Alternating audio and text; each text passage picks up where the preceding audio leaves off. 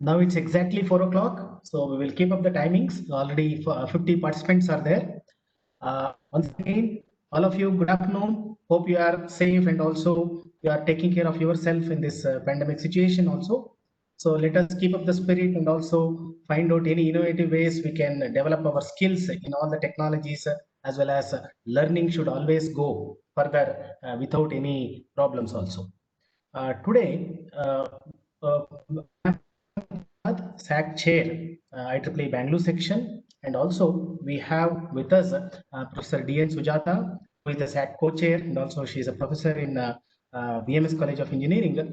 And we have our SSR, Rutvik S.J., and our invited speaker, Dr. Muralidhara V. And we have so many students, already 53 students are participating here. So it's really a great day. And this is the first event we are conducting as a part of the events to be organized under IEEE R10 SAC MLDT project.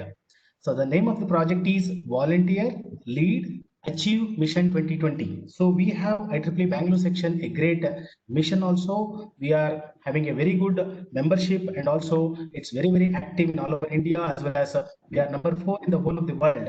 So we want to make it still further so that more students are going to be part of IEEE Bangalore section, and also they will get whatever the best possible technologies and connections with all the people so that they can develop their institution themselves as well as the IEEE Bangalore section as a whole. So I welcome all of you for this particular event. So this is the name of the project is Volunteer, Lead, Achieve Mission 2020. So particularly today's event is to create awareness and also prepare students to participate in IEEE Extreme Programming Competition 14.0. So this is IEEE Bangalore section SAC team is organizing a talk and discussion with Dr. Muralidhara V on the topic competitive programming. So he's going to give you the overview of what is programming and what are the skills you have to develop in the programming competition as a whole, and particularly IEEE Extreme Programming. So before going to that, I'm going to give you a brief about our professor. We are very happy to have Dr. Muralidhara V. He is working as associate professor at IIIT Bangalore. He obtained PhD in computer science and engineering from IIT Delhi in the year 2009 in the area of online and approximation algorithms. He teaches courses related to data structures and algorithms at IIIT Bangalore. He is a member of IEEE Bangalore section Exicom 2020. He is TPC chair for Connect 2020 and co-chair for technical conference sponsorship. And he has got expertise in organizing programming competition, especially IEEE Extreme Programming. Sir, we are very happy to have you here for today's session, and also I thank from the SAC team that you have agreed, and also you are the apt person so that you can give an overall picture of what is competitive programming as well as particularly related to IEEE Extreme Programming. Thank you very much, sir, for accepting our invitation from the SAC team. So now the floor is yours. We can definitely start your presentation, sir. And before 1 second, please. And any questions are there? Initially, Muralidhar sir is going to give a presentation. Then we can have some questionnaire sessions also. It is possible. So any questions in between, you can type the questions, and we are going to take the questions one so that we can have an interaction and also all the doubts can be cleared with us. So thank you very much. So now the floor is yours, sir, Dr. Muralidhar sir. Thank you very much for this opportunity. Can you hear me clearly? Yes, sir. We are able to hear you as well as we are able to see the presentation also. Okay. If you can't hear me, if anything is there, please ping me somehow. Okay. Otherwise, I'll start now. So this talk, as mentioned, is on competitive programming, more specifically to the beginners, right? So if you are already into competitive programming and you're already participating in a lot of programming competitions, then this talk may not be of much use to you. This is planned for mostly for beginners. So the agenda, I will initially talk in general about what's competitive programming. Then I will specifically talk about the IEEE Extreme 14.0. Then these are all non-technical, right? So then I'll show you we'll discuss two problems. What is easy problems, which are from the previous IIITB extreme competition. This is just to give you a flavor what kind of problems are being asked in the competitive programming, mostly the IIIB extreme kind of competitions. Okay, let's get started. So what's the competitive programming? It's a programming context in which teams solve a set of problems in a limited time, right? So you have set of problems to be solved, and the time is generally limited, right? So it's some competition could be of 3 hours, or some could be of 1 week, some could be of 24 hours, but there is a limited time during which you're given a set of problems and you have to solve. And the team could consist of just one individual, or it could be a group of people, right? So this is a competition in the sense that whoever solves most number of problems in the fastest way will be the winner, kind of stuff, right? So we will come to more details about scoring and other things, which will be very specific to the particular programming competitions, right? In other words, it's a programming competition. You're supposed to write programs in a competitive environment, and you have limited time, right? So it's not open-ended kind of stuff. So there are several competitive programming platforms, and if you are so the most of the platforms, the objective is to give a platform for mostly for the students community, students to develop programming skills, algorithmic and logical thinking, problem solving skills, and if it's a team-based competition, to enable you to develop and yes, try to see how to work in a team, right? So these are the very important skills that are required to work in industry, more specifically in the software industry, right? So if you are looking for a programming developer kind of software developer kind of job, then these skills will be very much useful, right? So the main objective of conducting competitive programming is to help you to compete with each other and obtain some of these skills. There are many platforms, many competitions that happens. One is the well-known one is called SMICPC, which is organized by the STM. This is again a team-based competition, happens every year. This is a multi-tier competition, and only the college students can participate.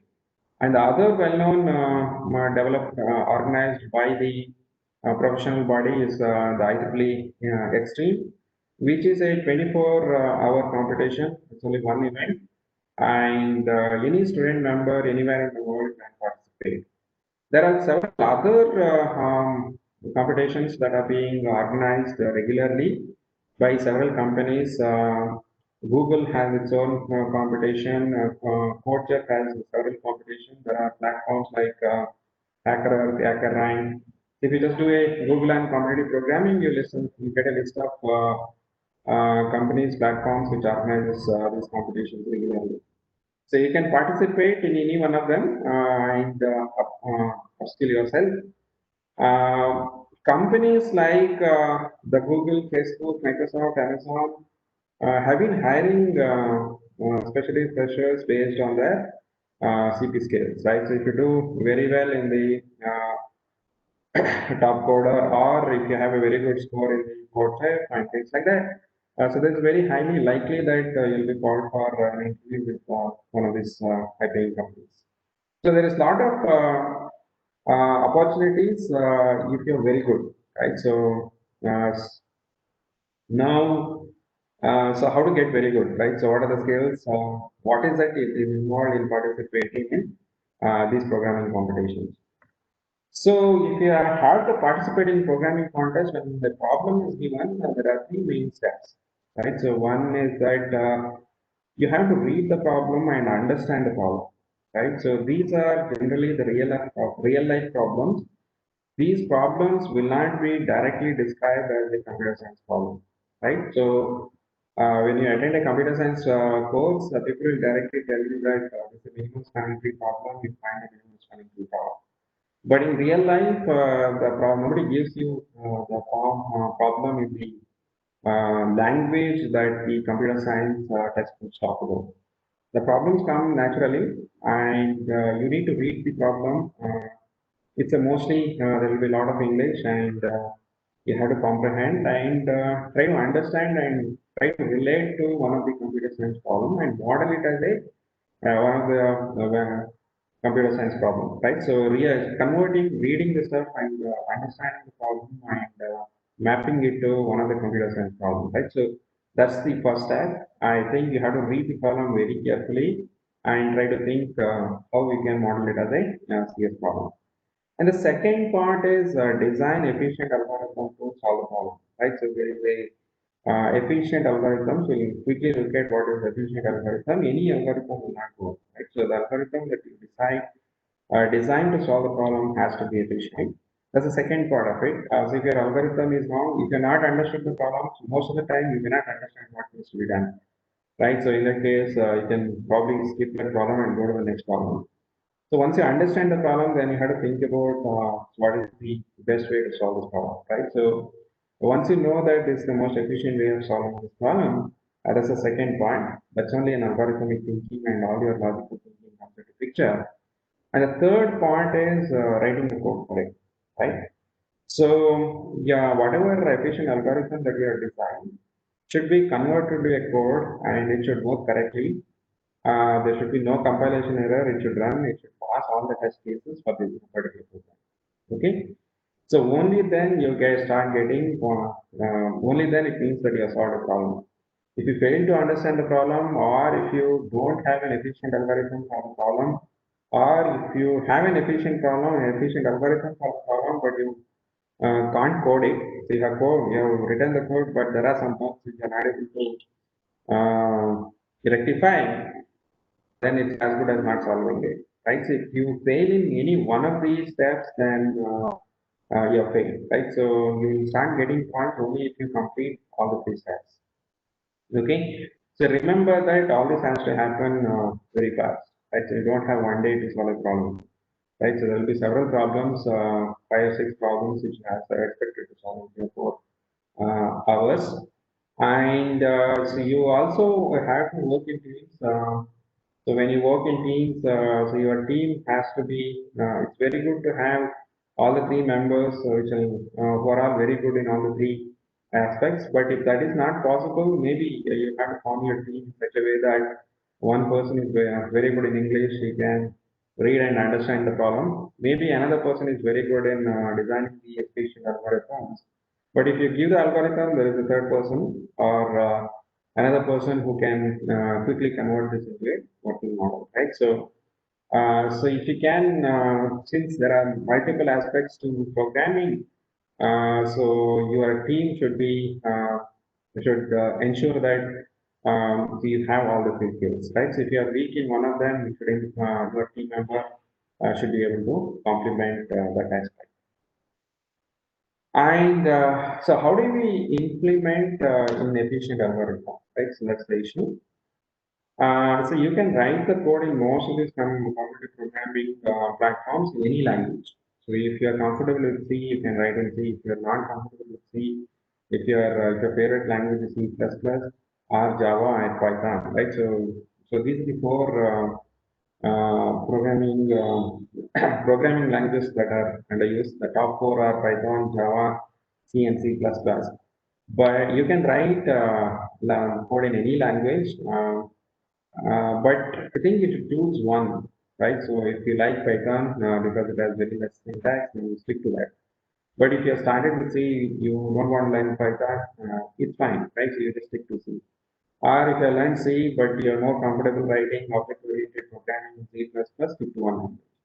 Fix one language and be master of it, right? So you don't have to. It should not happen that one program you write in C and the other one you write in Python and things like that. If you mess it up, then that will create problem for your thinking and other stuff, right? So it doesn't matter if you are comfortable with only any language. You can write in that. There is no restriction of any kind.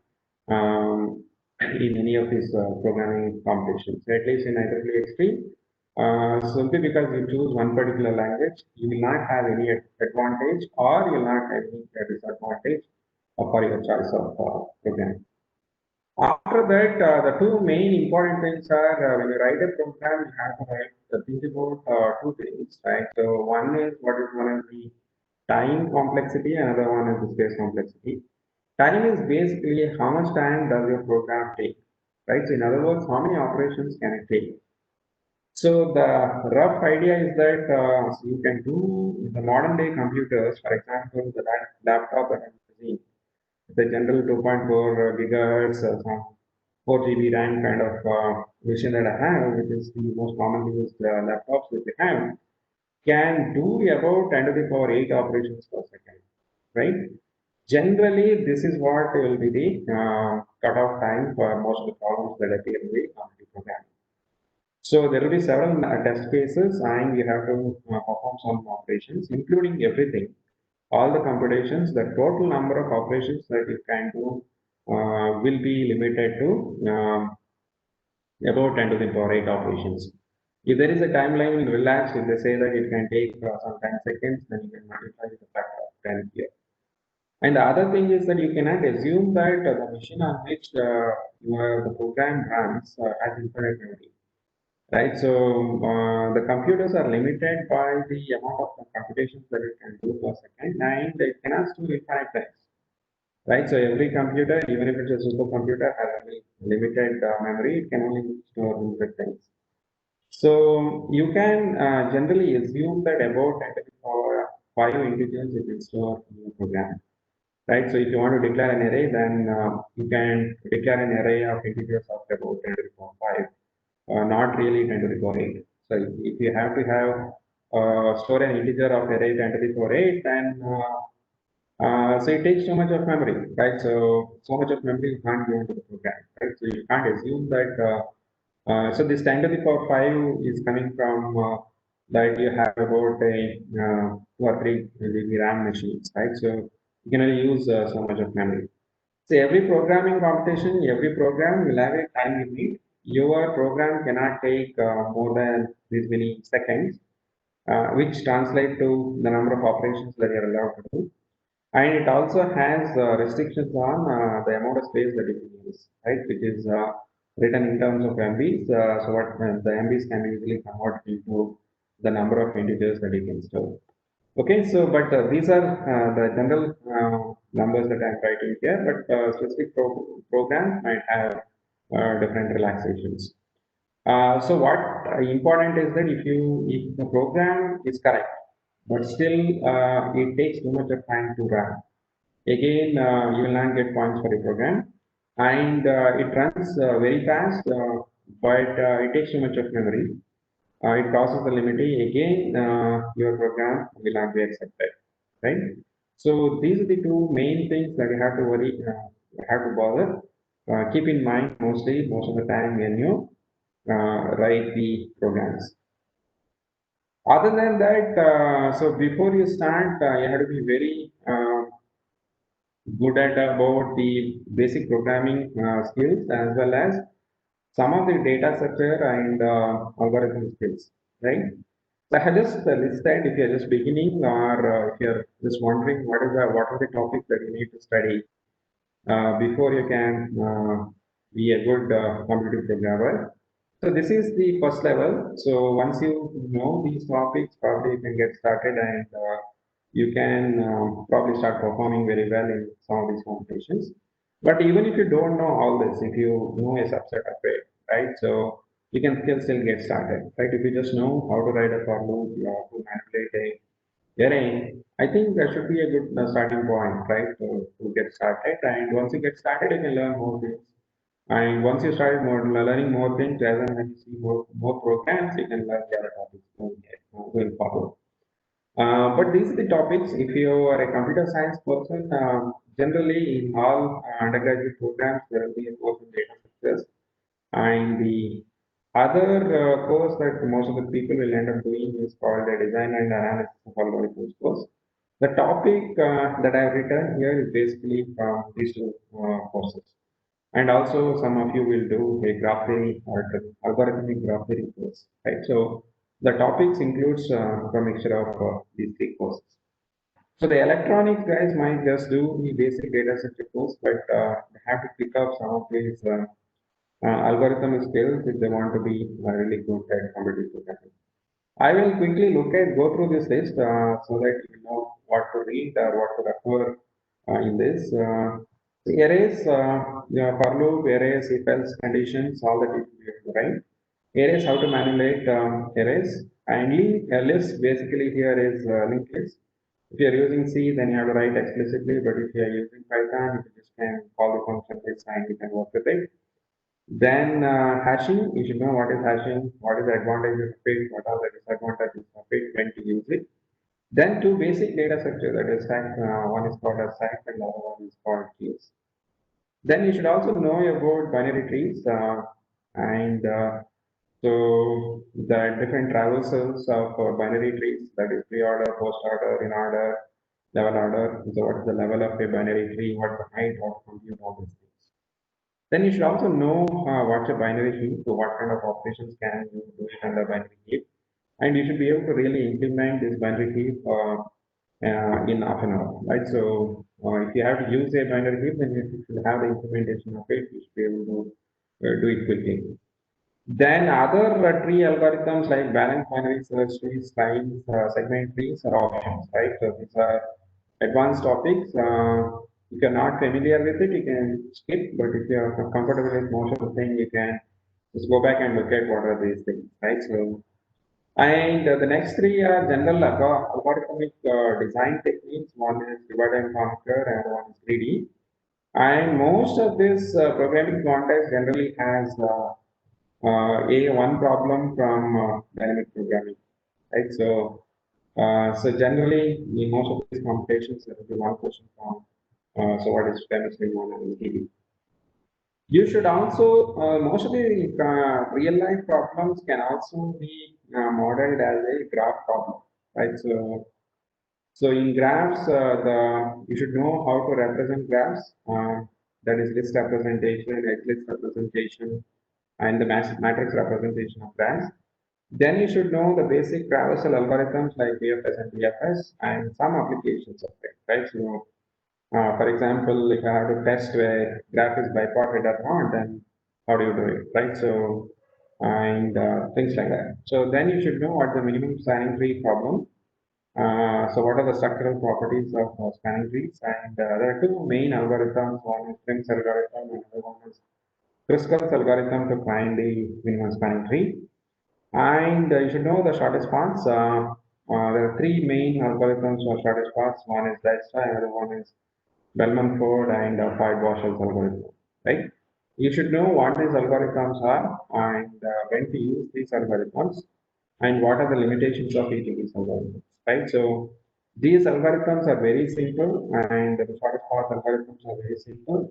Simple in the sense that simple to understand and also implement, right? For example, Bosch's algorithm is just a 5-line code. Say if you know the algorithm, if you know what it does, if you can, if you're expected to use that in the community programming environment, you can typing the code and making it work is very fast in these cases.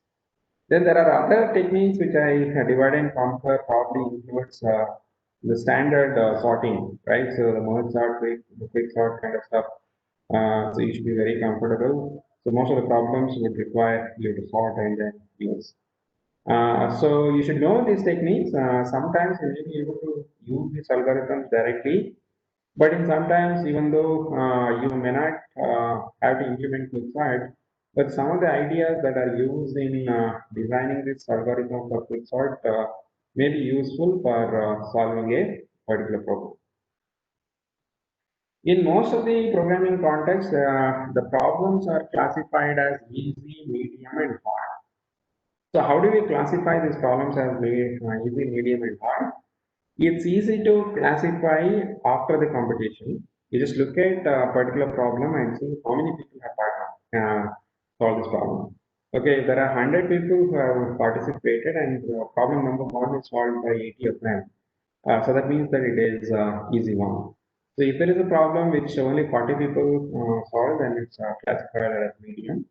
If there are problems which only 5% of the participants solved it, then it's in hard, right? So sometimes it becomes difficult to decide which is easy, which is medium, and hard. Even the problem setter may not be able to predict how it is easier. It's after the competition, or if it's in a courtship kind of platform. So what happens is that when there is a problem, several people try to attempt, right? So you see how many people are able to solve the problem, right? So depending on the number of people who are able to solve this problem, some problem becomes easier. If there are some problems which very few people have solved, then that's really a hard problem. And so these are, so as I said, it's easy to define after the competition, but if you really understand, right, so analyze what is easy. It is that, so I gave you some topics, there are some algorithms that are associated with it. If the problem can be directly mapped to one of these topics, there are well-known algorithms, then most of the students are supposed to, are expected to solve, right? If I just give you a set of numbers and ask you to solve, I think everybody can do it, right? So if I give a sequence of numbers and I say that you find the maximum or find the sum of the numbers or the average, so we expect everybody to do it because we learned it, right? So anything which can be directly mapped to one of the things which are there in the previous slide, right? So that is straightforward question. So most of the students will end up doing it. Medium is the existing algorithms may not work. For example, I give you a problem which needs to use a quicksort algorithm, but it's not exactly quicksort. You have to modify a little bit, right? So, in other words, it is not a direct application, but you have to use some of the ideas which are used in designing the well-known algorithms. So, which most of the people, half of the people, some people will be able to see it.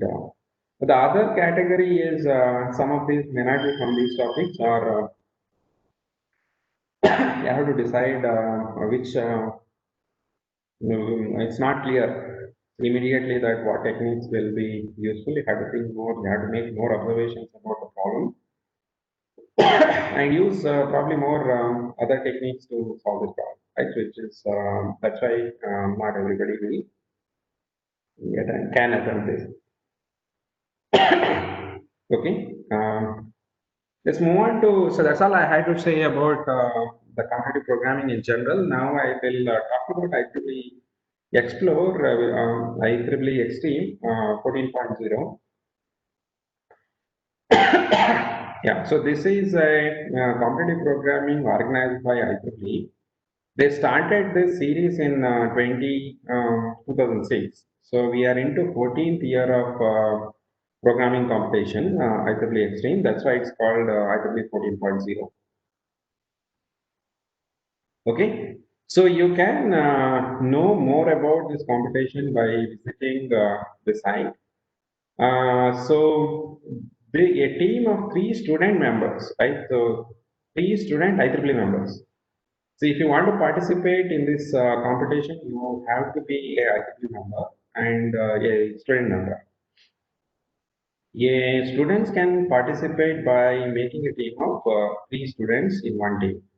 So this is a team competition, and any student teams from any university studying any program can participate in this as long as they are IEEE members. So this is a 24-hour competition. So this is a 24-hour competition because one cannot really do programming for 24 hours, right? So you can think for 4 or 5 hours, maybe after that you can take a break and then again come back and spend more about another 4 or 5 hours, right? So if you put together everything, I don't think anybody can think and write code for more than 12 hours in a day, right? So but since it's a worldwide competition, in order to meet the time zone restrictions of consideration for everybody, so this is a 24-hour competition. I would suggest that you, out of this 24 hours, you may be able to use 10 to 12 hours effectively to participate. So this year's competition is scheduled on 24th of October. It starts at 00 hours UTC, but that turns out to be 5:30 a.m. in the morning. Okay. So the 24th is a Saturday, 5:30. This is just before the Dasra. So you can start the programming in the morning and you have 24 hours to complete it. This is an online competition, so you can sit at your home since, but this is a team competition. You have to find a place where your team members can meet together and then participate in this competition. Okay. So here scoring is little complicated in IIIT Extreme. So I will just tell you how the scoring is actually done. So this will probably help you to see what problems. There will be several problems, 10, 12 problems, and each problem will not be of equal weightage. Some are easy, some are hard.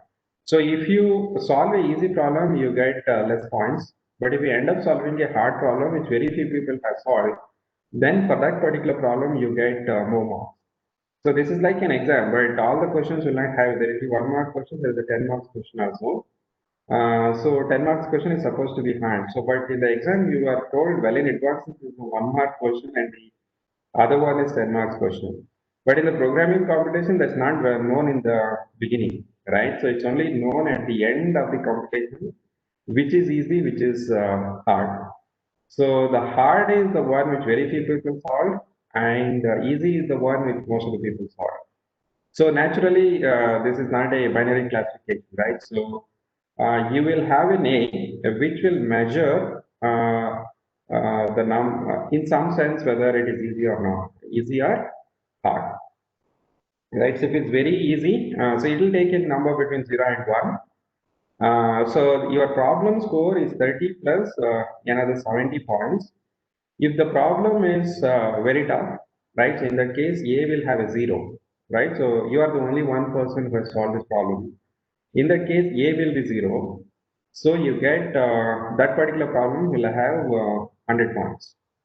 But if it is a problem which everybody has solved, in that case, A will be 1. It's an easy problem. So it's easiness is measured from 0 to 1. 1 indicating that it's very easy, 0 indicating that it's very hard problem, right? So if it's very easy, you only get, if you solve an easy problem according to this equation, you get only 30 points.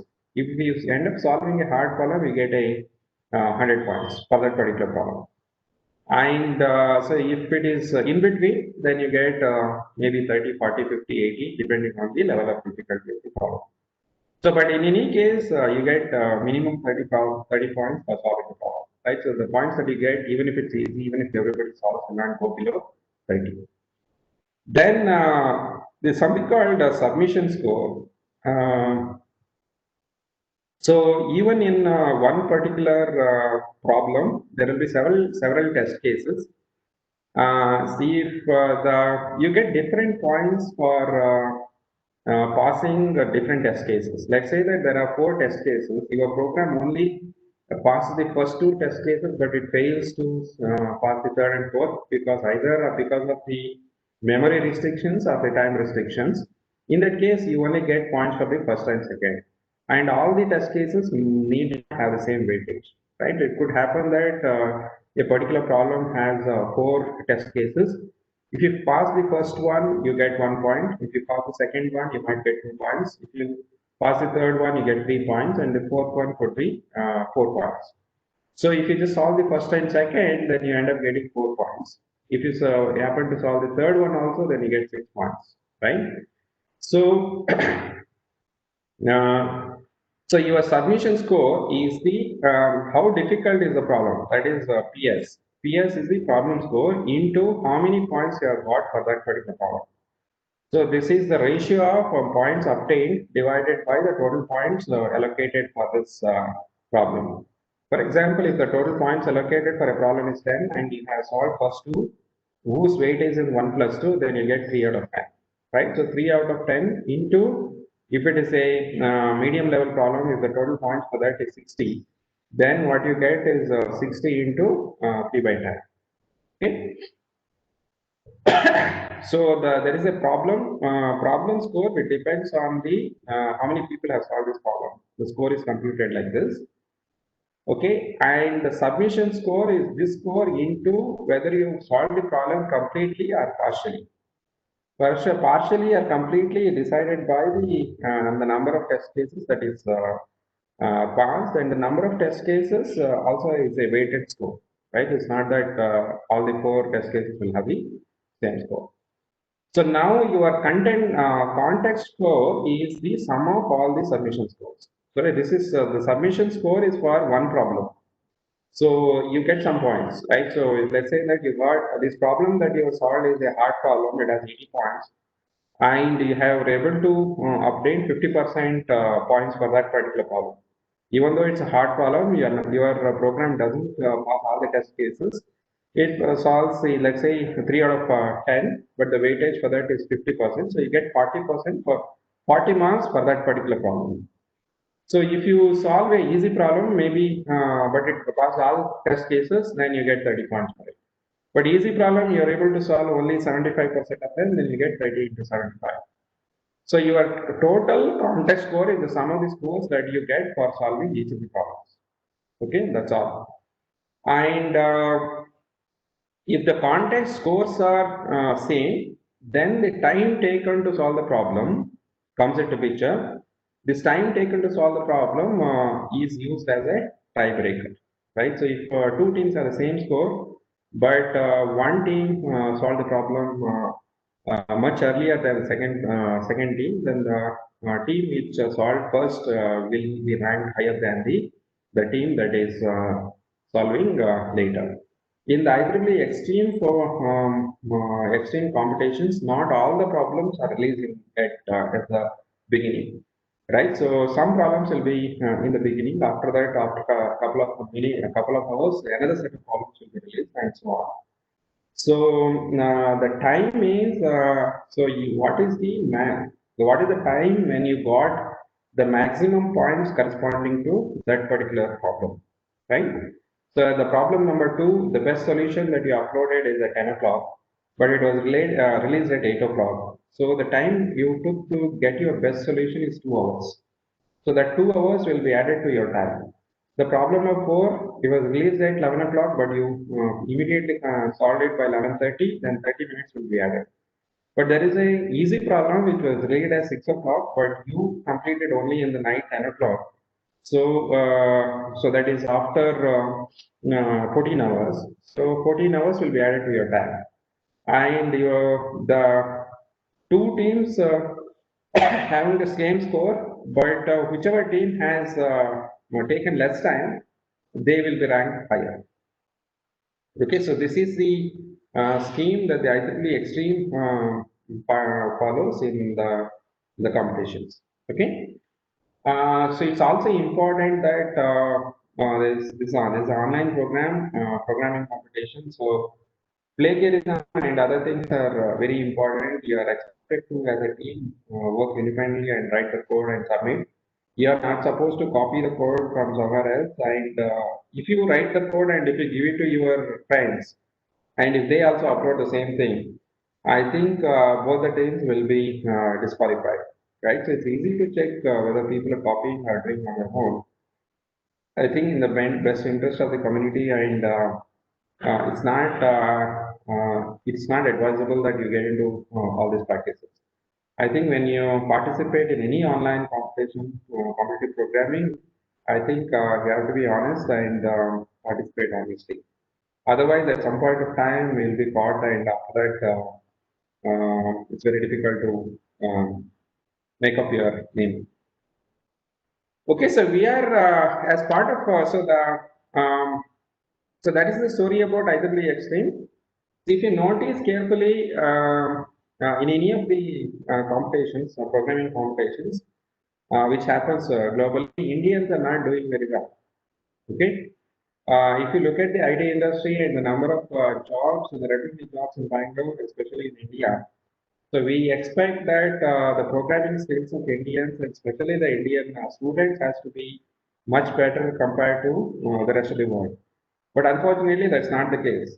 right? The small countries like Poland and Russia, they are all doing very well. They are very good programming. Their level of programming levels are much higher than the Indian counterparts. If you look at the IIIT competitions or the ECM ICPC competitions, so Indian students are lagging behind compared to the other countries. So there is a lot of scope for improvement. I think going forward in the next 10 years or so, I think people from India, especially the students in Bangalore, since that's where most of the IT industry jobs are there, should improve their performance in these competitions, right? So you can go ahead and look at the performance of Indians in IEEE competitions, ACF competitions, or the Google Code Jam or the Code Chef anywhere, right? It's not proportional to neither our population or neither of the number of jobs that we have in Bangalore. Okay. So I think the objective here is to encourage more students to take these things seriously and do well. So with one such attempt, IIT Bangalore section is planning to conduct two competitions just to prepare you for the IIIT Extreme competition, right? So which is on 24th of October. IIIT Bangalore session is organizing two competitions, especially for the student members of the Bangalore section. It's only for the students members of the Bangalore section can only participate. So the first event will happen on first Sunday of September and the second one will happen on first Sunday of October. Both will be starting at 2 o'clock and it's not a 24-hour competition, it's a 6-hour competition. It starts at 2 o'clock and finishes at 8 o'clock in the night. Okay, so remember first Sunday of September and October. First Sunday is September is next Sunday. By this Monday, we will send you the link where you can register. So this both the events will be hosted in CodeShare, and so we will not use a complicated scoring mechanism here. We will treat, there will be some problems which are easier, which most of the students should be able to do because we want to encourage people to participate in Extreme. Some problems will be easy, some problems will be difficult. There will be at least 6 problems, but we will treat all the problems equally, right? So all the problems will have equal weightage. So your scoring is depends on the number of problems that you solve. Okay. So when I say that you have to solve a problem, you have to pass all the test cases. There is no partial marks. There are 4 test cases. A problem is solved if and only if all the 4 test cases are passed. And if there is a tiebreaker, so if there are 2 teams which solve the same number of problems, then the time taken to solve these problems will be used as a tiebreaker, right? So if a team A solved 3 problems, and the total time taken, the time here, because all the problems will be released at 2 o'clock. So if you solve the first problem as 2 o'clock, second problem is 3 o'clock, and the fourth problem is 4 o'clock, then so you have taken almost zero time for the first one. Second, you have taken 1 hour, and the third one you have taken 2 hours. So the total time taken by you, your team is 3 hours. But if there is a second team which solves the first column at 2:30 and the other one is 2:45 and the third one is also at 3 o'clock, the time taken by the second team is much smaller than the time taken by your team. So even though both the teams have taken the same time, the team which takes less time to get the same solve the same number of problems will be ranked higher. Okay, the time taken is you just look at the submission times, successful submission times of the problems that you submitted minus 2 o'clock, right? So that is the time taken to solve each of these problems, right? Just add them up. This number smaller will be the better, right? So, but a team solving more problems will always be ranked higher than the team which solves lesser number of problems. So in SEM ICPC kind of competitions, there is a penalty for wrong submissions. But in IEEE competitions and as well as the competitions that we are planning to conduct, there is no penalty for wrong submissions. If you submit, you will you'll get to know how many test cases it has passed. Whether in our case it's either accept or reject immediately, If it is reject, you can try it again, and number of attempts that you make to get the correct answer, it doesn't matter, right? So you can attempt as many number of times as possible. But if you unnecessarily try to jam the system by submitting every minute, then they will block you for some time and then allow you to submit, right? So don't unnecessarily try to block the system. This both the competitions will be posted in CodeCheck, right? So we will send you the link by Monday to register. Please get ready to register and participate well in these two competitions so that you will be well prepared for the IIIT Exchange competition. So next, so we are already into 45 minutes. Next 15-20 minutes, I will go through two problems just to give you a flavor of what kind of problems will come in actively explore, right? So if you're not into, if you're not seen the previous questions from Extreme, you can do a Google. Google will give you most of the all the problems that have appeared earlier. So I will give, so I have chosen two problems which are from the, I think one was from 2011 and the other one was 2013. So these two problems are easy problems. You can follow this link to get this statement of these problems. So I will skip two things. So as I said, in any programming competition, there are three steps. One is understanding the problem and converting into a standard computer science problem. Then the second part is writing the code for it, and the third part is writing the efficient algorithm for it, and the third part is writing the code for it. So in the here I will skip the first and third. Okay, I have read the problem. It takes some time to read the problem and understand that this exactly is what this problem is supposed to do. I'll skip that part. And the second part is that once I tell you how to write the how to solve this problem, I will not show you the code. Okay, so I will only look at the middle part, which is the designing efficient algorithm for the code. Okay, so now let's look at this problem. This is something, this I picked it because most of you might have seen it in the first programming course that you have done, right? So this is called Fibonacci sequence. The standard example is that f of 0 is 0. So we didn't start with 0, we'll start with 1. The f of 1 is 1, f of 2 is 2, and f of n is f of n minus 1 plus f of n minus 2. So that means that f of 100 will be sum of f of 99 and 98, right? This is the standard Fibonacci sequence. But so here I want modulo 10, right? So what is modulo 10? So if it is 56, when you take modulo 10, you get 3, okay? If it is 1, 2, 4, 5, everything doesn't matter, only I worry about the last digit. As long as when I add two numbers, if I get a number which is smaller than 10, I retain it. If it becomes bigger than 10, I only retain the remainder. I don't, so I only divide by 10 and retain only the remainder, right? That's what is the f of n is decided. So the problem asks you to find the f of n for various values. The number of test cases is 100. That's not really the issue. So the n can be as big as 10 to the power 9. Okay. So 10 to the power 9 means I can give you my telephone number, right? So that's a 10-digit number, right? So I can just delete one number written and give it to you. So your program should immediately tell me what is the f of n value of it. The output will be only 1 digit, but the input is a 9-digit number. So you might have written a simple recursion based algorithm for computing this, right? So what is a simple C program to compute this?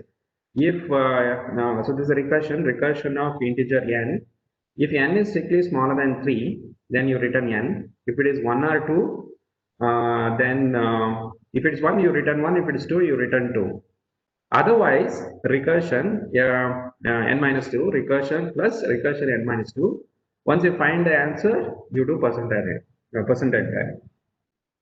Now that's the right algorithm, but this is not efficient, right? So I want everybody to sit today and write this code and see whether you get the answer for n is equal to 100. Okay, write a simple recursion which will compute this and put in the value of n is 100. It will take several minutes to give you the answer. Okay, So the simple recursion will take too much of time in the complexity theory notation. It's an exponential time algorithm. So that's not good. But don't believe me. I think all of you should sit and write the code today to realize that even for n is equal to 100, the recursion will not give the answer. Then the other thing that people generally write is one is store these values as f of n. You declare an array of size whatever it is and keep computing this. There is a right for loop. But as I said, you can only store about 10 to the power 5 numbers in your. You can only declare an array of size 10 to the power 5. So by storing the values, you cannot go up to 10 to the power 6. You can only go up to 10 to the power 6, 10 to the power 5. Right? If the first input is only some 510, then the recursion will solve it. If it is some 1000 or up to 10 to the power 5, if you declare an array and try to store everything there, then that works. But at the moment the input size goes up to 10 to the power 8, then you cannot declare an array of size 10 to the power 8 and store these numbers. Right? So it will give a segmentation fault if you try to do that. Now the other thing is that's why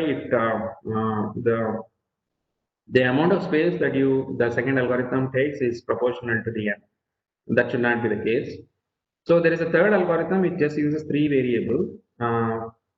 First you store a is equal to 1, a is equal to b is equal to 2, and c is equal to a plus b. Then you swap these numbers, right? So in the next iteration, b becomes a and a becomes b becomes c, and then you update your c.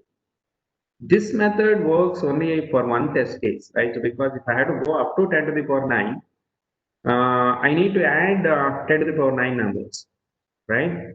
So for one test case, it will take 1 second. Okay, but that's okay. But the number of test cases is 100. I need the answer in 1 second, right? So if I use this algorithm, then I'll use 100 into 100 seconds to get the answer.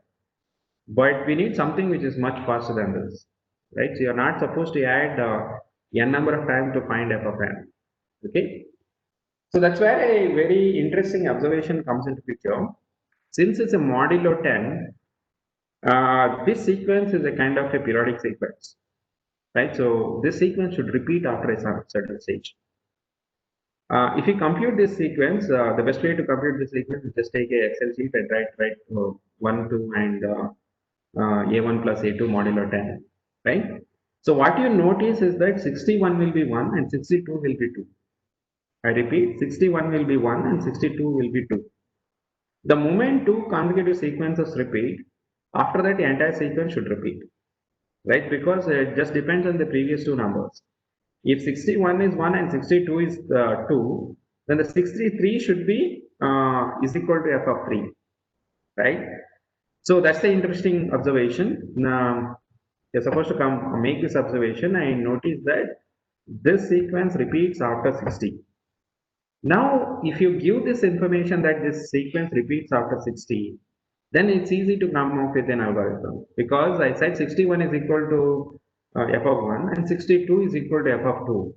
Now, if you ask me what is f of 75, it's obviously f of 15. What is f of 90? It will be 30. What is f of 105? It will be f of 45. So what you need to do is that, because after 160 again, 121 will be same as f of 1. F 122 will always be same as f of 2, right? So given a n, so what you need to do is that you divide this number by 60 and look at the remainder. So how do you do that? N percentile 60 will give you the number, right? So you compute the first 60 numbers, that is f of 1, f of 2, you declare an array of size 60, compute the Fibonacci sequence by the normal method for I is equal to 1 to 60, f of I is equal to f of I minus 1 plus f of I minus 2 percentile 10. Okay, this works only for percentile 10. The 60 business works only for if I have to take modulo 10. If I don't take modulo 10, if I take modulo 25, then it may not repeat at 60. Okay, so then if I have to compute, so you only compute for the first 60 numbers. After that, any number that you give me, even if it's a 10-digit number, what I do is that I do percentile 10, percentile 60. If I do percentile 60, I'll get the remainder when I divide by 60. right? So f of n, so what I have to print given n is f of n percentile 60. So once I compute the Fibonacci values for the first 60 numbers, if you give me any value n, for example 1000 if you give me, so for 1000 the answer is f of n of n 1000 percentile 60. If I divide 1000 by 60, whatever is the remainder that I get, f of that will be the answer, right? So this will happen very fast now because I have to compute only the first 60 values, that is 60 computation. Then for every 100 inputs, any number that you give me, I have to just divide by 60 and find the remainder. That is only 100 operations. 100 operations to answer the question, and the pre-computations that takes 60 operations. So with 160 operations, I'm done. So you don't have to add n number of times, right? So once you do this pre-computation, each query can be answered in just by dividing by 60 and finding the remainder. Okay, so let's go to the next problem. This is also classified as an easy problem. This is the link for this problem. So given a full binary tree, find the length of the path between A and B. Let's start with a full binary tree. So you know, all of you know what's a binary tree. Full binary tree essentially means that all the children, all the nodes have exactly 2 children. When I say that a binary tree, each node need to have 2 children. It either has 0, 1 or 2 children. A full binary tree, all the nodes should have exactly 2, and all the leaf nodes should be at the same level, right? In that case, it's full. This is an example of a full binary tree. Okay. So we give the numbering. We start giving the numbering for this. This is numbered as 1. This is numbered as 2. This is numbered as 3. This is numbered as 4, 5, 6, 7, 8, 9. So there's a natural numbering. So I can build this tree. I go up to the level of 60. So here I have only, so this is of level 3. So if you start with the leveling as level of 0 or 1 is 0, and level of any other node is defined as 1 plus the level of the parent. So level of 1 is 0 and this is 0. So these two nodes are at level 1. These nodes are at level 2 and the last level is 3. This is a tree with 3 levels, but you are given a tree with let's say 60 level. The number of levels is 60 and the total number of nodes 60 or 64, whatever it is, and the total number of nodes will be 2 to the power 64, right? So what we so yeah, in a binary tree, what you know that if I give you two nodes, if I give you this and this, there is a unique path between them, right? So what is the unique path? From 9 you go to 4, 4 to you go to 2, 2 to 5, and 5 to 1, 11, right? So path is basically a sequence that is you start with 9, you go to the parent, you go to the parent, come to the children, and then come to the children. So the number of edges that you see is called as the length of the path. So the length of the path from 9 to 11 is 1, 2, 3, and 4. Okay. So now the problem is I give you 2 nodes. When I say that I give you 2 nodes, I do give you the index of these 2 nodes. If I give you the index of these 2 nodes, you have to tell me what is the length of there is only one path here. What is the length of the path between these 2 nodes? Okay. So the number of test cases is 10 to the power 6. There will be a million test cases. And A and B are not small numbers. A and B can go up to 10 to the power 18. Notice that 10 to the power 18 is, how much is 10 to the power 18 in terms of 2? So 2 to the power 10 is 1024, right? So 2 to the power 10 is about 10 to the power 3. So if you look at 2 to the power 64, it will be about 10 to the power 18. Okay. So these numbers are important because if you use a 64-bit computer and if you declare a if you declare a integer as unsigned integer, it can store number between 0 to 2 to the power 64, right? 2 to the power 64 because you are using a 64-bit computer.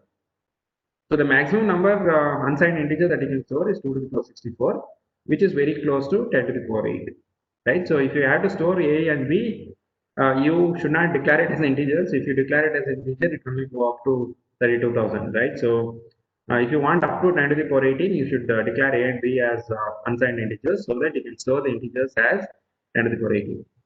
So if I give you two large numbers up to 10 to the power 8, and there are 10 to the power 6 such test cases that are given to you, the objective is to find how to find uh, the unique length of the unique path between them. Okay, I think it's easy to understand. So if I, as I said earlier, 9 and 11, if I give you, the answer should be 4. But if I give you 9 and 12, the answer should be 1, 2, 3, 4, 5, and 6. If I give you 12 and 13, then the length is just 2. If I give you 12 and 15 or 14, then again the length is 4. Okay. Okay, so I give you some nodes, right? So let's say that I give you 8 and I give you, let's say, 6. See, in this case, if I give you the 8 and 6, I need to find the path from here to the root. How will I find the path from here to the root? So this is an easy problem. So this should be easy. Most of the students who participated were able to solve.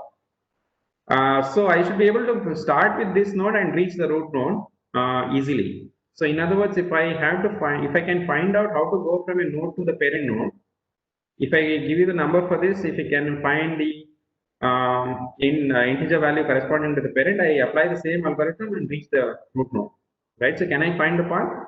How will you go to the parent pointer? It's easy to find because parent pointer is just given by this number divided by 2. So when I divide, it's an integer division. So if I give you 8, the parent of that is 4, 9 is also 4. If I go to 4 and if I divide by 2, I'll go to 2. 5 also, if I divide by 2, if I ignore the, if I only keep track the integer part, I'll go to 2. Okay, I'll go to 1. So given any node, you follow the path till the root node, you store all the integers that you get here. So because this is 2 to the power 64 is the number that I can get here, the number of levels is going to be not more than 64. So the number of nodes that you see from this particular node to the root node will only have 64 numbers in it. Store that in an array. Okay, store that in an array, right? So you store all the parent pointers. So the last one that you get will be 1. Do the same thing for the other node, right? So start with the other node and find the path till the root node.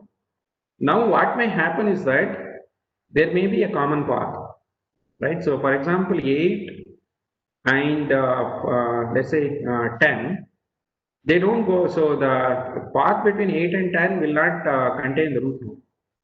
Okay, so this will actually stop at 2, right? So I don't have to go till there.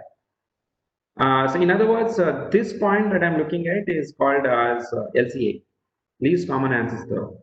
Okay, it's easy to find the least common ancestor here. So what you do is that you first find the path from to keep going to the parent till you will reach the root node. Then do the same thing for the other one. So let's say that you have come till here. So this is the root node, this is the root node. As long as these two numbers are same, you try to come back. So that means that both the paths, you first found this path and then you found this path. Both are stored in an array. So as long as the digits are same, you keep coming back, right? So once you here, you go next one, this is different from this one, you stop there. Now you go to this point.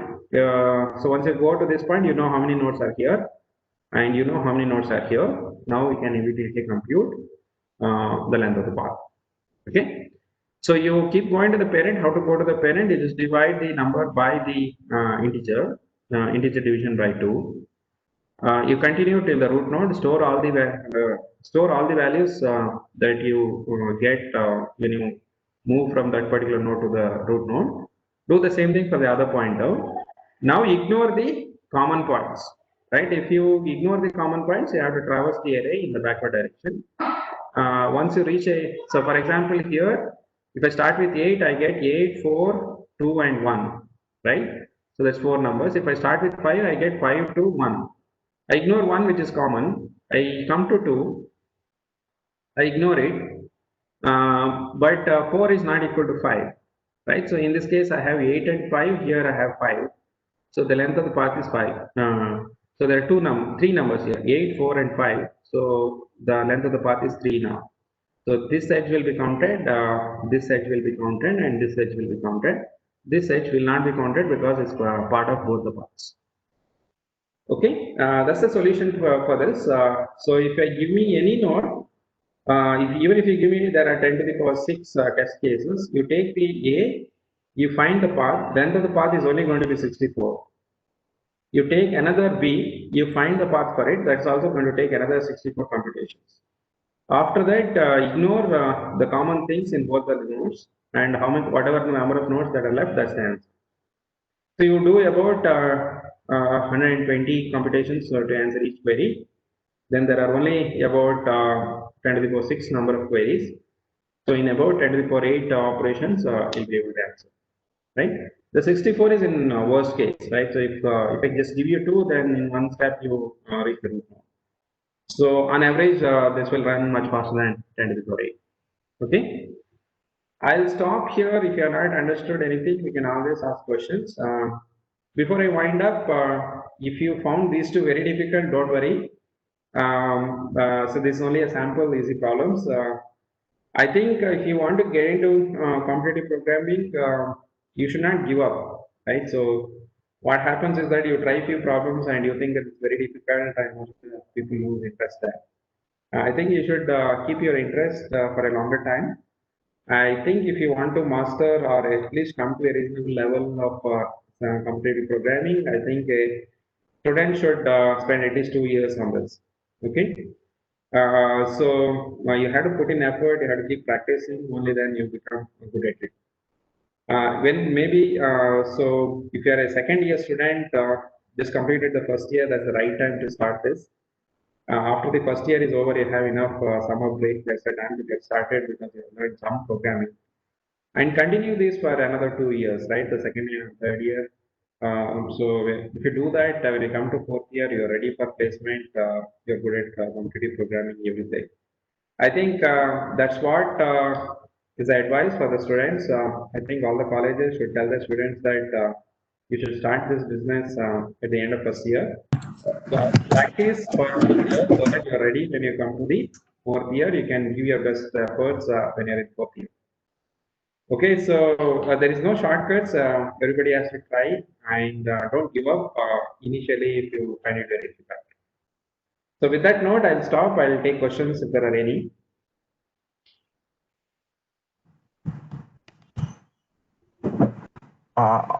If any of the participants have any questions, you can please add them in the chat box or in Q&A box.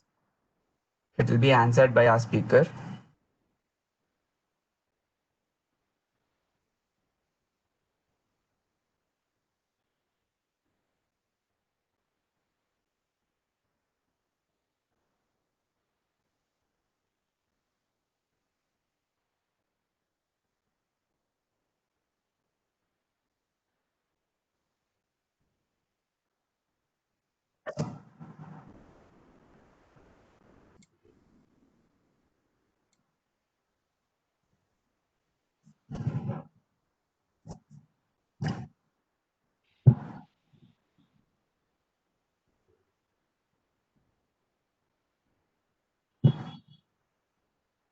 Do any of you have any doubts? It could be about the flow of the event. It could be about how to prepare.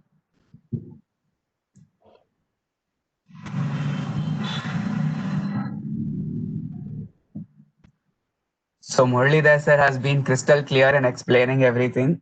So since none of the participants have any don't have any doubts, I don't want to assume. It's either everything is clear to them or nothing is clear to them. Let's not assume the second one. Okay. Okay, if there is enough interest, if people want to try solving harder problems, I can have another session probably after 2-3 weeks. Talking about some 3 or 4 hard problems which are in the previous extreme. So if there are enough students who wants to attend, I can organize them. So there is one question from Vempati Sridhar. Are there any books for these type of I think these coding competitions? Yeah, so I think so you can do a Google, you'll find some. I don't recommend, I don't have any specific recommendations. So there is a book which is called as competitive programming, especially meant for people to participate in SMICPC kind of competitions. Okay, I think you have to get your basic stuff correct. For that, you have to study any standard algorithm course. After that, you have to practice. I think that's the best way to get started.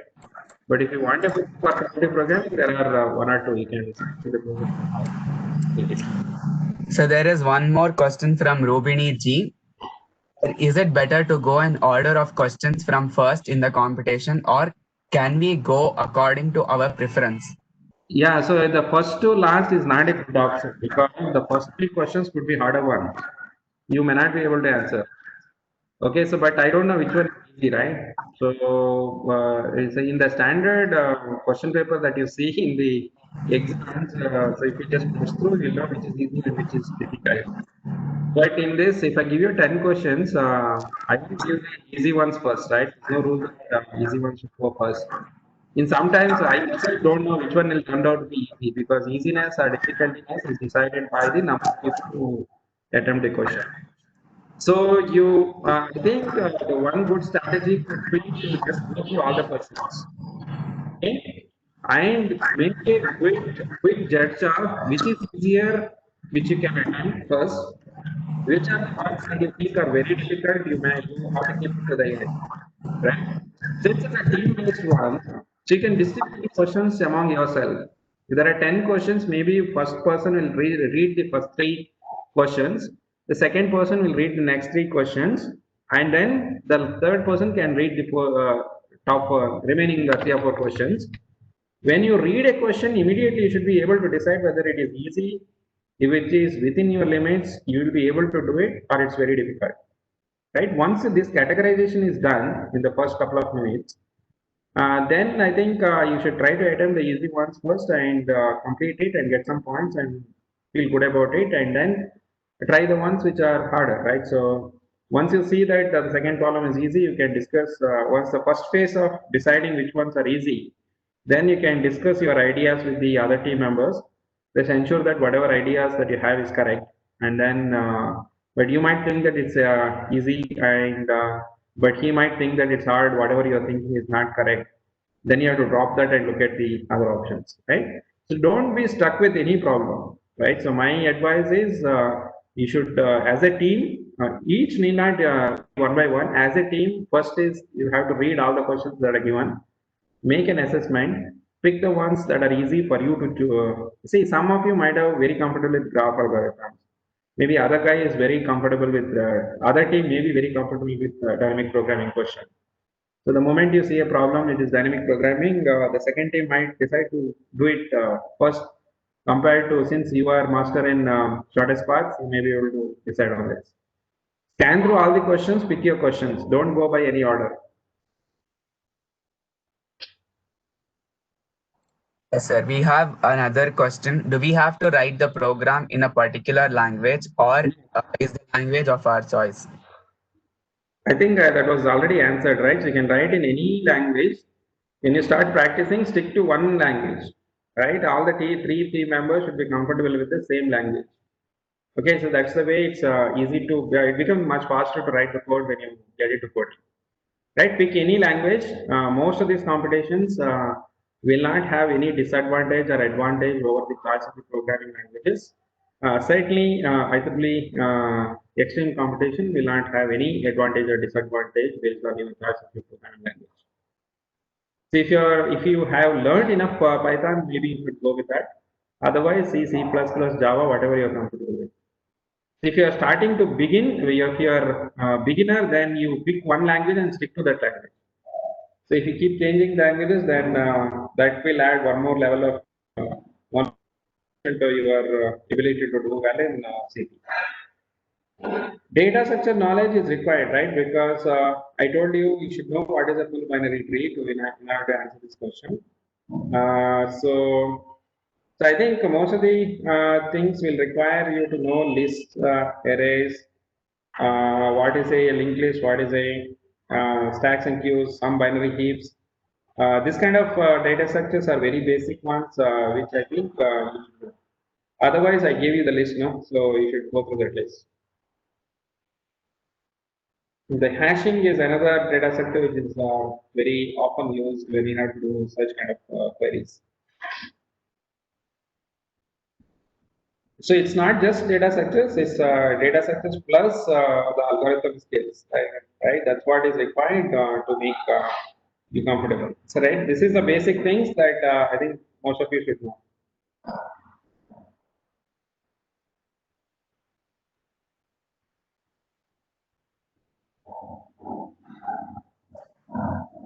Yes, if you have any more questions, please feel free to ask. Please put it up in the chat box here.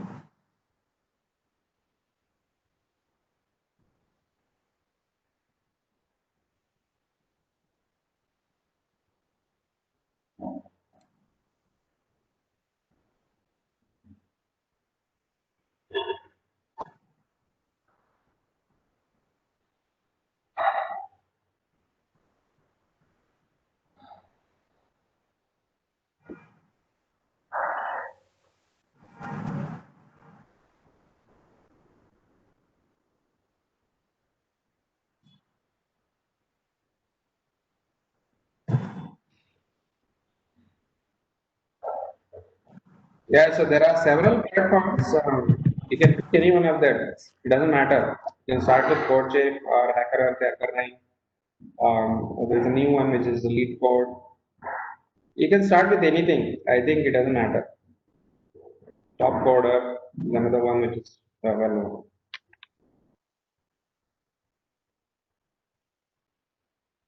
So all these platforms has at least 10,000 problems, right? So you won't be able to solve all the 10,000 problems even in 1 or 2 years. So even if you solve one problem per day in 2 years, you can solve about 600, 700 problems. So, but what they have, each of them have is more than 10,000. So you have enough problems, and having problems is not a problem, right? So each platform has enough. You can stick to any one of them, right? And, start with the easy ones to begin with. I think there's one more question, sir. How teamwork should be carried out during this kind of competitions? Like, should all of them stick to the same problem or go with different questions individually? I think initially, I think, say, in the initial phases, let's say that there are 10 questions. I said, first you have to judge which is easy ones, right? First person, so you can distribute the problem. It need not be first one, two, three. You can since first person raise 1, 4, and 5, some strategy. But after the first phase, if each of you feel that you have found one problem that you can solve, okay, then it's best that all of you independently, parallelly solve one problem and upload, because in half an hour it has 3 problems solved, right? So if you are able to, each of you are able to, once you predefine which are the problems that you're going to read, once you read 3 problems, and if you can independently solve a problem, I think each of you should solve one problem independently. And so that will save a lot of time, right? After that stage, I think there will not be too many easy problems which everybody will be able to solve. So after you solve the problem, then you can start discussing. And once you are done with your problems, then you look at what the other problem other guy is doing, help him solve it. If there is a bug, you try to fix it and things like that. And so after that stage, I think everybody has to think about all the problems, have a discussion. That's where the second level, where you collectively solve the problem, right? So if you can solve it independently in the beginning, then you have the advantage of time. One person, if it's easy, he can solve it, and others don't have to spend time. I think it's a mixture. It all depends on how. I think I would suggest that you read, identify one problem. If you identify a problem, solve it. The second level, you have discussions about medium problems, and at the end, you think about some hard problems and close the case. So they have one more question. Do we have to participate in team of three for mock competition as well? I think if one person uploads, it's enough. But your all the 3 names should be there. But I think upload can be done by any one person. Sir, what if they have they don't have a team and only it's one single person, he wants to participate in more I competition? think the mandate is both have to. Only a single person cannot participate in the extreme, I think. But the minimum two is required, I think.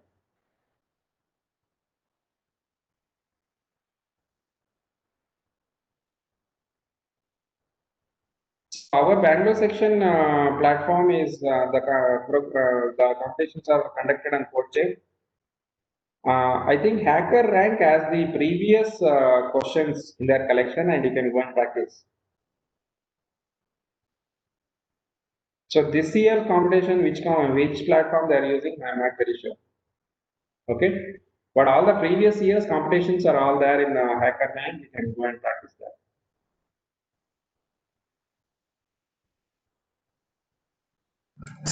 In this year's IEEE Extreme, the participants need not be in teams. It can be an individual who wants to take part. He need not have a team. Individual participants are allowed. What is it? Yes, sir. Okay. So in that case, I think it's better to have a team. Now, why to participate? What is the motivation to participate individually? As a team, I think you should be able to do much better than participating individually. So there is a in software engineering there is a general theorem, right? So three people should be able to do more work than what each of them can more than three people. So what is it? A team containing three people should be able to do more work than three persons work, right? T plus is required. So if you are planning to do alone, I think they might permit you, but it's not advisable. three heads is better than one. Yeah, Is it compulsory for teammates to be in the same location? I don't think so. Not No. required. Yes, sir. Uh, will we know what the test cases are, or do we have to submit the code to check for results of the test cases? Yeah, some test cases they will let one or two test cases, easy ones will be given to you, but not everything. You have to submit your code to know the all the test cases, and you will not know what are the test cases. You will just know whether it has passed or not. When they describe the algorithm, they will give you one or two easy examples. That's all you know, but the rest of the things are not known.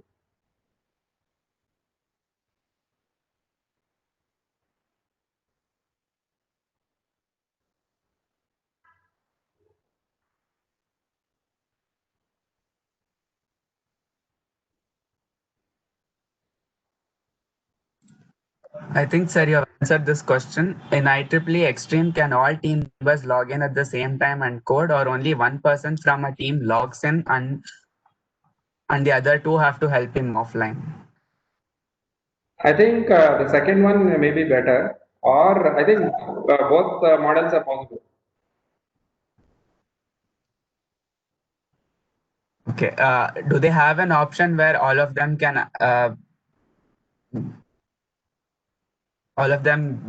all of them are online at the same time, or is it like only one person is allowed? I think all can be online. Okay. That's honestly. How many questions are released at once, and what is the time interval for the next set of I think it's dynamic. questions to be released? I think it's dynamic. They have not really announced all this. Generally, I think 4 to 5 hours is when the next set of questions will be released. In the beginning, I think they'll release some 5, 6 questions. After that, on average, another 5, 6 questions will be released after 6 hours. Okay, so they have not given a table or any more information about it. They have just said that it's dynamic. Probably they want to release questions as and when people solve the problem. So if 80% of the problems are solved by one team, probably that's the time when they release another set of questions.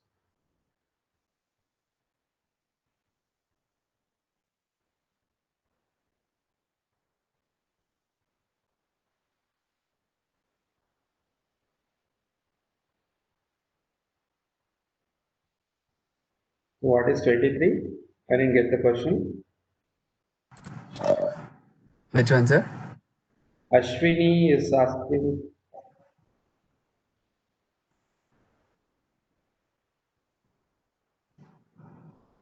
Okay.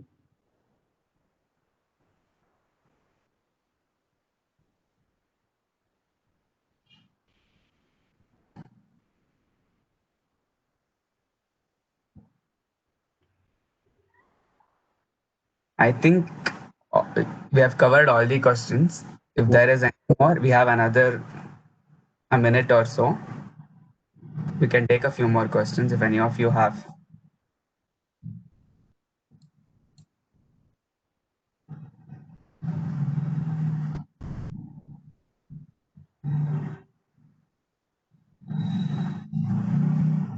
Yeah, for 24-hour question, our competition will give about 24 questions. Right, so 1 per hour on average.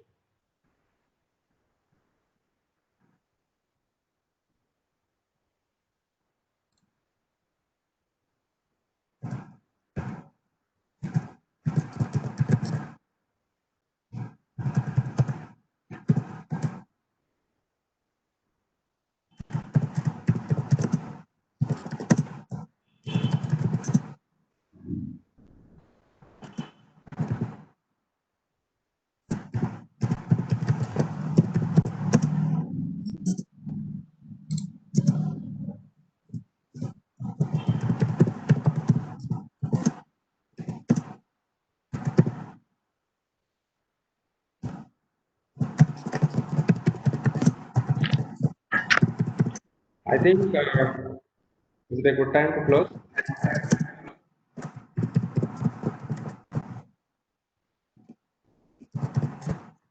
Raghavendra sir? Good evening, sir. Sujata here. Yes, sir. I think we are done with all the questions. Okay. Sujata, ma'am? Yeah. Good evening, Muralidhar sir. Good evening, all my students. Thank you, Muralidhar sir, for taking the initiative. So specifically on a Saturday evening, I know this is a time to be with family on weekends because we are all busy on weekdays. Thanks for taking your time and giving insights onto competitive programming as well as onto IEEE Extreme, more onto IEEE Extreme. I'm sure all the students here are benefited by it.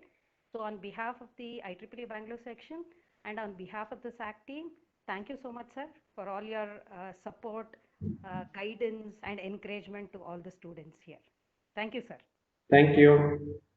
I take this opportunity to inform our students who are participating here that as a continuation to this, we have two programming contests. One is on the first Sunday of September and the other one is on the first Sunday of October. So make sure you participate on both these events. You know, you have a lot of prizes also to be won. Whatever insights you have got from Muralidhara sir, and with your experience and with your passion for programming, please do participate in these two contests. So you will be getting a very clear idea about how to actually participate in the main IEEE contest, which will be held in the month of October. So wish the participants good luck, and we hope to see better results this time because we have taken an initiative of doing say 3 sessions related to extreme. So we would like to get good ranks in the countrywide wise as well as at the Asia or at the global level also. Okay, wishing the participants all the best. Thank you, Muralidhar sir. Thank you, Ritvik. Thank you, Raghavendra sir, for helping the SAC team in arranging such a beautiful talk by Muralidhar sir today. Thank you. Have a great evening. We'll catch up. Thank you. Just before everyone leaves, all the extreme volunteers from the section, your task to completion code has been put up in the chat box. Please make sure you enter that, otherwise it won't be valid. And thank you, Sujata, ma'am. I think we're done with it. And we hope we see all of you in IEEE Extreme and all of you will register for the same. Take care. Bye.